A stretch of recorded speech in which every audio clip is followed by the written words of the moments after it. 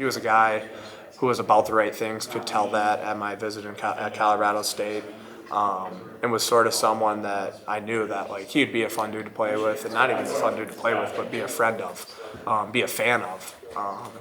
Now that he's here, it's everything and then some of kind of what we've gotten with John Tonje. Did he get back to you quick? Oh man, I can't remember. It was quick. It wasn't. It was the same day. I know that. He said his phone was obviously blowing up from everybody kind of contacting him and trying to get him to their university or college or whatever. But no, he got back to me quicker than expected for sure.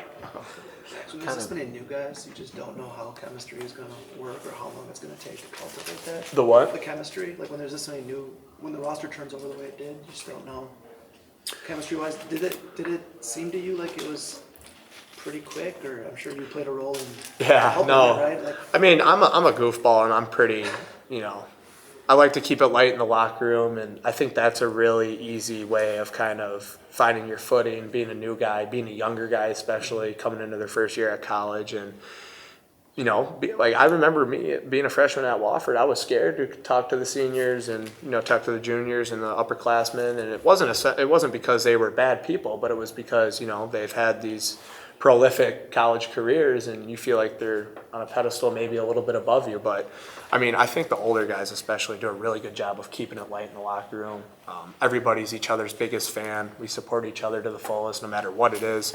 You could be here for a month or you could be here for 5 years. You're always valued, and we're always going to make you feel appreciated, and it's a natural thing.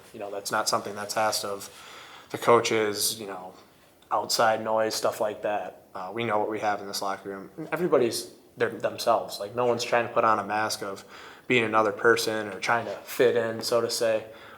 Everybody's able to be themselves, and it's free flowing. Everything's natural in there. You talk about pride. Your first year here at Wisconsin was considered somewhat of a down year for the program overall, even though you guys had the run at the end. Now your final year here. It seems like the whole state's rallying around you guys. One of the best seasons you guys have had, at least in recent memory. Do you feel an extra sense of pride knowing that kind of aspect, knowing the success you guys have had, and really everything that's come along with it from the fans? I never think you should let success change you, and I never think you should let success change who you are as a person. So the people 2 years ago who kind of wanted to play us down and wanted to talk about how that was a down year should stay like that. And if you want to support us, then you can support us. But I think the biggest thing is we know who we are and we know what we have in that locker room. We know how much this program means to the alumni, to the university, to other people around this community. And that's never forgotten, I think, in guys like, I don't want to say the in-state guys, but that's definitely reiterated in that locker room and how much that this means to other people and not yourself. It's always bigger than yourself. But success should never change you, and you should never get complacent in success. And I think the coaching staff does a really good job of breathing that into us. And we had the question the other day about we were going to get picked 12th or something in the conference, and all three guys up here said we don't care, and I was one of them, so that was kind of cool. But that's true. That's truly how it is we know what we have, and we believe in ourselves at a really high level. And at that point, you can achieve anything you want in life. If you have a group of individual people who are willing to work as a team together, that beats everything else in life. And the chips are going to fall where they may, but if you have that going on, you can't get caught up in winning and losing. It's the way you're going about it, and the process of how you're going about it is good, and you're improving a little bit every day. That's all that matters. Coach Guard's pretty particular about who he brings into this program, Yep. Specifically transfers. Do you remember what, I guess, sort of that audition was like when you were transferred? I think they moved a little slower than you wanted them to during that process. Do you just remember what that's like to maybe what he was looking for, just to make sure, okay, this is a good fit? Yeah, I mean, I was going to be myself regardless of kind of like what they might have been looking for. I figured if they were kind of already talking to me, I was doing something right to begin with, maybe on the court or just a guy I was kind of raised to be. But I think that's what they do, and something they do at a really high level is the people they bring in this program, not even from a player perspective, but we had 2 or 3 additions on the coaching staff this year, and Greg Steamsma, Lance Randall, and I know we had Coach Penny last year, but now being fully on staff, everything it goes into everything and how we do one thing is how we do everything here. And I think that shows that the people they bring in are always genuine people. You know, it's never just about basketball. It's never just about school. It's never just about one thing. It's, can you be good at different things, and where are you valued at here in this program, and what do you do well?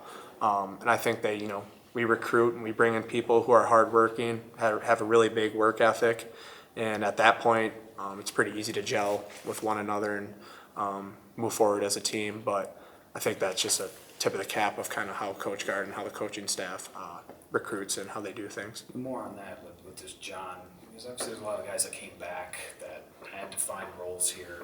It's never easy to bring in a transfer. Maybe you didn't know this at the time, but a transfer is going to take as many shots as he does. There's always kind of that danger, you know, blowing up the chemistry. Why do you think this has worked so well in just a short amount of time? I mean, like I said, I think it's because of who John Tonje is and how he is off the court.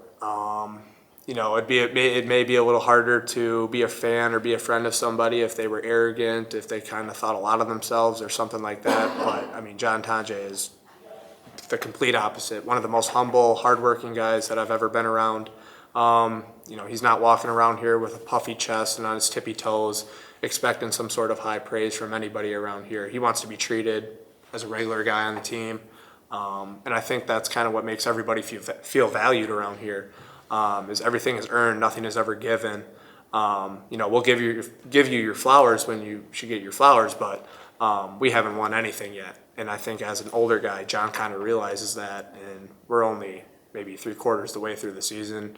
You don't win anything until the end. So, you know, we're all super proud of him, though. That goes, you know, I don't want to make it seem like we're not proud of him, or, you know, we can't thank him for what he's been doing for us, because he's been doing a lot of good things for us here this season. But, you know, he's a winner. He knows the job's not finished yet, and he has that mentality of, you know, kind of being a dog and winning the opponent each night. And, I mean, that'll carry with him wherever he goes, whether it's in a Badger uniform or in his where's it, Cameroon? Is that who he plays with, his national team? I think it is Cameroon.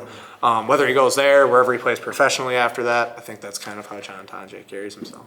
You kind of mentioned it with the preseason rankings thing, but the DNA of this roster kind of encompasses a lot of guys that were overlooked at some point in their careers. Right. I guess, like, how does that sort of impact how you all individually and together kind of approach practices, games? Yeah, like, just like I said, with that, you need to attack every day individually. You know, we can't look at Iowa. Well, we can look at Iowa now, but we had to attack today and what today's challenges brought upon us.